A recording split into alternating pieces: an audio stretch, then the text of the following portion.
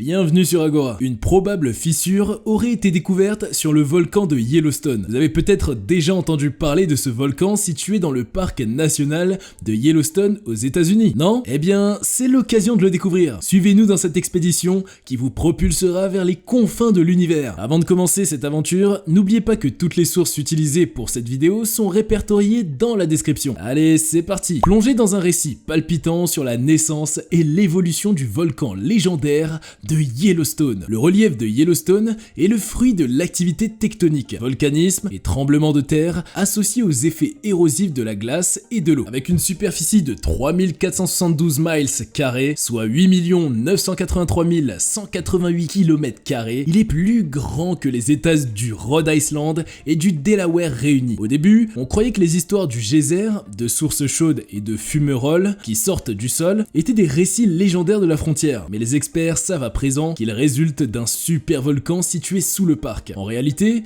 la plus grande partie de l'histoire de la Terre, depuis sa naissance il y a 4,6 milliards d'années jusqu'à environ 541 millions d'années, est classée comme la période précambrienne. Les formations géologiques de cette époque se situent dans le nord de Yellowstone et au cœur des chaînes de montagnes voisines de Teton, Beartooth, Wind River et Gros Ventre. Au cours du précambrien et des ères ultérieures, paléozoïques et mésozoïques, l'ouest des États-Unis a parfois été recouvert par des océans, des dunes de sable, des battures et de vastes plaines. Pendant l'ère cénozoïque, c'est-à-dire environ les 66 derniers millions d'années de l'histoire de la Terre, l'édification généralisée des montagnes, le volcanisme, les failles et les périodes glaciaires ont façonné la région de Yellowstone. La chaîne Absaroka, le long des côtes nord et du parc, a été créée par de nombreuses éruptions volcaniques il y a environ 50 millions d'années. Environ 30 millions d'années auparavant, d'immenses régions de l'ouest actuel ont commencé à s'étendre selon un axe est-ouest. Ce processus d'étirement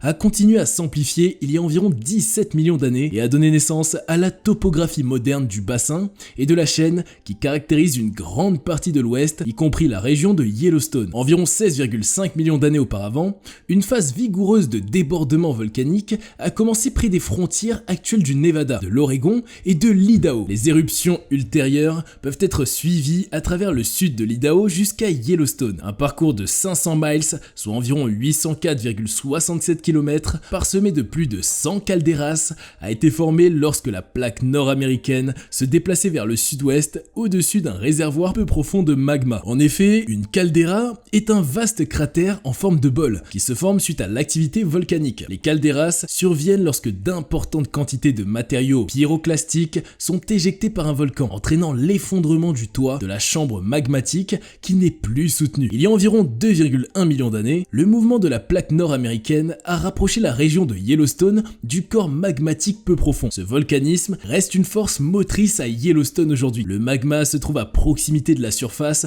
dans la vaste région de Yellowstone. Ce réservoir peu profond de magma est provoqué par la convection de chaleur dans le manteau. Des panaches de magma s'élèvent à travers le manteau, entraînant la fusion de roches dans la croûte et créant des réservoirs de magma de roches partiellement fondus, partiellement solides. Les panaches de manteau transportent la chaleur des profondeurs du manteau vers la croûte et créent ce que l'on appelle le volcanisme point chaud. Les points chauds laissent une trace d'activité volcanique lorsque les plaques tectoniques dérivent au-dessus d'eux. Au fur et à mesure que la plaque nord-américaine dérivait vers l'ouest au cours des 16,5 derniers millions d'années, le point chaud actuel, qui se trouve sous la vaste région de Yellowstone, a laissé une bande de dépôts volcaniques le long de la plaine de la rivière Snake en Idaho. La chaleur provenant du panache du manteau a entraîné la fusion de roches dans la croûte, donnant lieu à deux chambres magmatiques où la roche est partiellement fondue, partiellement solide, près de la surface de Yellowstone. La chaleur émanant de la chambre magmatique moins profonde a entraîné l'expansion et l'élévation d'une zone de la croûte située au-dessus. La contrainte sur la croûte sous-jacente a provoqué une augmentation de l'activité sismique le long des nouvelles failles formées. Finalement, ces failles ont atteint la chambre magmatique et le magma s'est écoulé à travers les fissures. Le magma qui s'échappait a libéré la pression de l'intérieur de la chambre, permettant également au gaz volcanique de s'échapper et de se dilater de manière explosive lors d'une éruption volcanique massive. Cette éruption a propulsé d'abondantes cendres volcaniques et du gaz dans l'atmosphère, générant des coulées de débris rapides et extrêmement chauds sur le paysage existant. Alors que la chambre magmatique souterraine se vidait, le sol au-dessus s'est effondré, créant ainsi la première des 3 calderas de Yellowstone. L'éruption survenue il y a 2,1 millions d'années, comptant parmi les plus grandes éruptions volcaniques connues de l'humanité, a étendu ses cendres sur une zone de 5790 miles carrés, ce qui vaut environ 14 989,1 km², s'étendant même jusqu'au Missouri. On estime que le volume total de matériaux volcaniques expulsés a été 6000 fois plus important que celui de l'éruption du mont St. Helens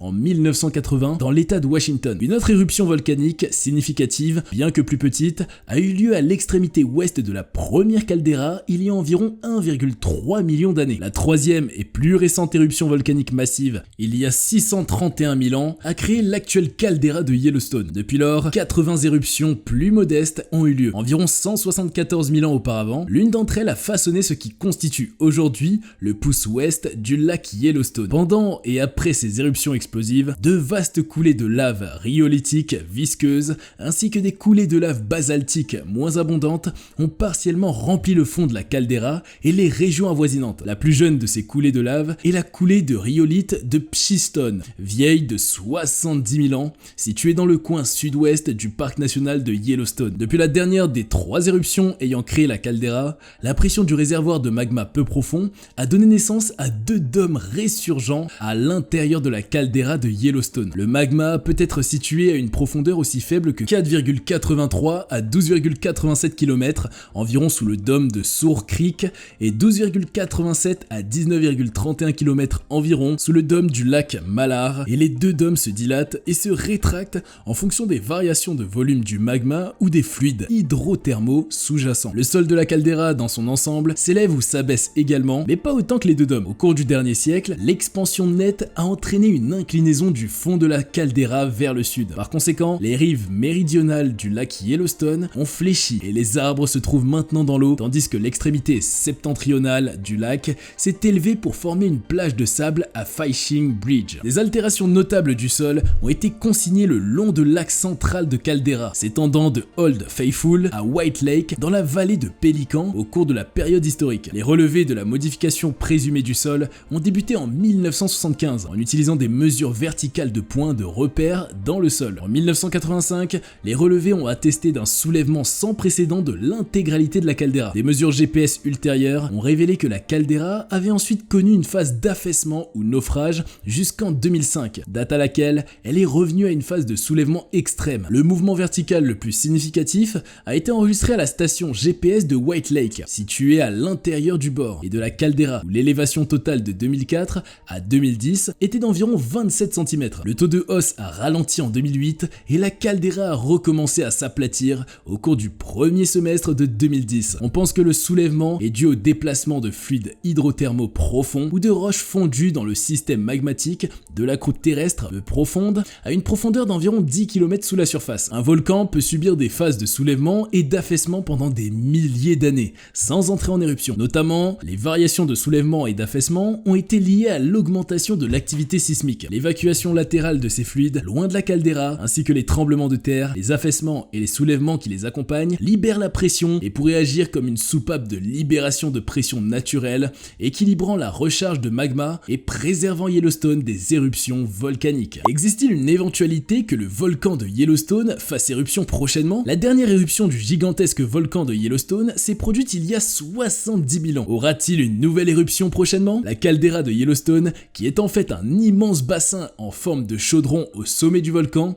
est souvent qualifié de supervolcan. Selon le musée d'histoire naturelle de Londres, cela signifie qu'il a la capacité de produire une éruption de magnitude 8 sur l'indice d'explosivité volcanique, déchargeant plus de 1000 km3 de matériaux. Pour mettre cela en perspective, l'éruption de 1991 du volcan Pinatubo aux Philippines, considérée comme l'une des éruptions volcaniques les plus puissantes de l'histoire récente, a été notée 6 sur l'indice d'explosivité volcanique, ce qui la rend environ 100 fois plus petite que la référence pour un supervolcan, selon le musée d'histoire naturelle. Les médias ont souvent prétendu que Yellowstone était sur le point d'entrer en éruption en raison de sa dernière éruption il y a 70 000 ans. Cependant, cette idée est une fausse croyance courante sur Yellowstone et les volcans en général. Les volcans ne suivent pas de chronologie fixe pour leur éruption, selon Michael Polland, géophysicien et scientifique responsable de l'observatoire du volcan de Yellowstone, qui l'a expliqué dans un courrier électronique à Life Science. Les éruptions volcaniques se produisent lorsque suffisamment de magma éruptible est présent sous la surface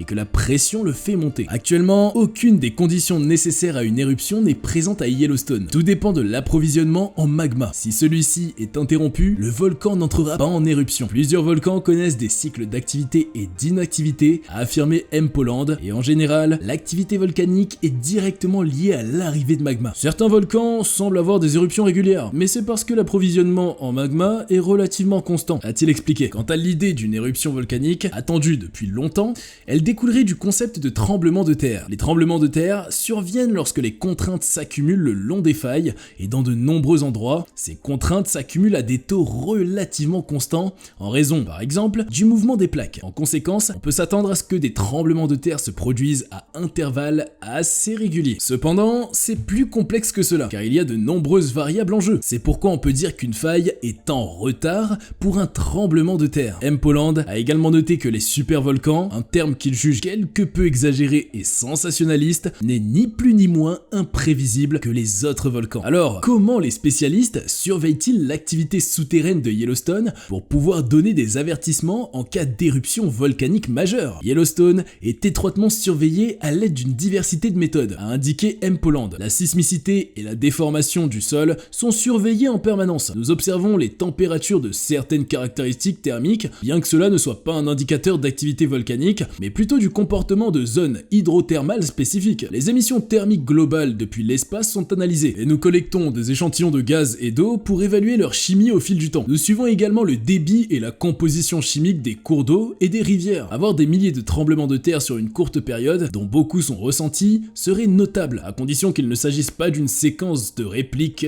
suite à un événement tectonique, a ajouté M. Polland. Cette activité sismique devrait s'accompagner d'une déformation extrême du sol, de changements marqués dans l'activité des geysers à travers le parc et de dégagements thermiques et gazeux significatifs. Le sol connaît normalement des mouvements verticaux de 2 à 3 cm par an et la région enregistre généralement 2000 tremblements de terre approximativement par an, donc toute activité inhabituelle dépasserait ces niveaux de référence normaux. Bien que Yellowstone soit actuellement relativement stable et n'ait pas montré d'activité sismique anormale récemment, une éruption aurait des conséquences extrêmes. Les volcanologues ont averti que la principale préoccupation serait la cendre éjectée dans l'atmosphère par le volcan, pouvant recouvrir une zone de près de 800 km à une profondeur de plus de 10 cm. Les experts prédisent que cela pourrait entraîner la destruction à court terme de l'agriculture du Midwest et obstruer de nombreuses rivières. Selon le département américain de l'intérieur, les états du Montana, de l'Idaho et du Wyoming, les plus proches de Yellowstone, seraient touchés par des coulées pyroclastiques, tandis que d'autres régions des États-Unis seraient affectées par les retombées de cendres. M. Polland a également souligné que les effets se feraient ressentir au-delà des frontières américaines. Si une éruption explosive de grande ampleur se produisait,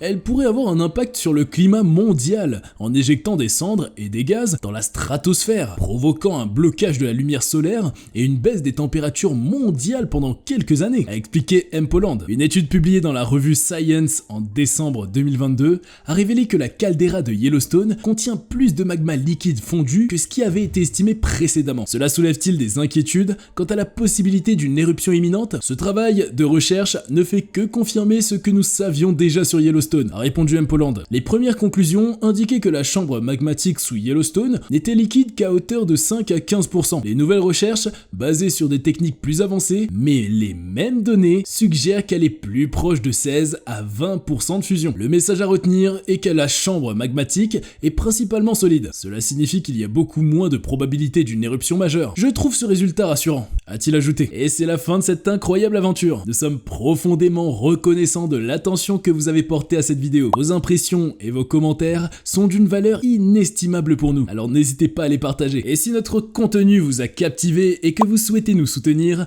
nous vous encourageons vivement à vous abonner et à activer les notifications en cliquant sur la cloche. Votre soutien est essentiel pour nous permettre de continuer à explorer les merveilles de l'univers et à vous proposer des contenus passionnants. Alors n'oubliez pas de manifester votre appréciation en laissant un pouce levé. Encore une fois, un immense merci d'avoir suivi cette vidéo avec enthousiasme et nous avons hâte de vous retrouver très bientôt pour de nouvelles découvertes palpitantes sur Agora. Restez connectés.